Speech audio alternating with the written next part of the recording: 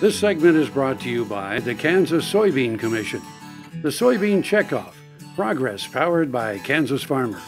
So it's really great to be traveling this week in Kansas, and one of the issues that a lot of producers are talking about and still engaged with is an issue well known to the cattle industry known as mandatory country of origin labeling. This has been an issue that we've been working against really in Washington since the 2002 Farm Bill, but most recently over the last couple of years the World Trade Organization has actually ruled against the U.S.'s policy on mandatory country of origin labeling and in favor of two of our top 5 export markets, Canada and Mexico.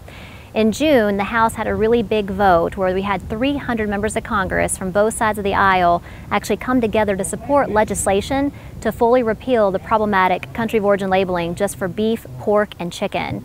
Now our sights have really been turned to the Senate for the month of July. We have a strong champion there in the gentleman who's actually the chair of the Senate Agriculture Committee, Senator Pat Roberts, who has full repeal legislation introduced in the Senate.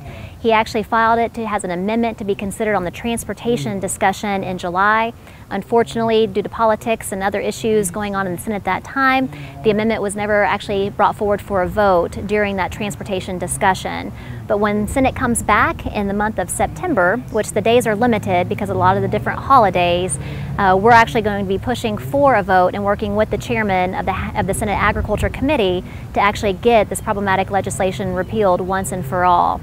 The reason why we as the beef industry are so concerned about this is because, again, the World Trade Organization has ruled that this regulation is problematic and has actually given the green light to two of our top 5 trading partners, Canada and Mexico, to retaliate against the United States. And that would be in the form of tariffs, which are also really kind of a tax on our goods. So the U.S. beef industry is a target on the Canadian list, but it's also a very broad list. It includes the wine industry, specialty crops like cherries and apples, the ethanol industry, office manufacturing equipment, pieces that go into office manufacturing equipment, ethanol. So a whole host of products are on the retaliation list that will be impacted if the Senate does not act before retaliation comes into effect. So again, some great champions in the U.S. Senate, especially from Kansas. We really appreciate all the efforts of Senator Roberts. He's working very closely with the House Agriculture Committee Chairman, Mr. Mike Conaway from Texas, who had a huge vote in June, 300 people supporting his legislation in the House, and now putting additional pressure on the Senate and just making sure that they understand, really how important it is to deal with this legislation before the retaliation goes into effect.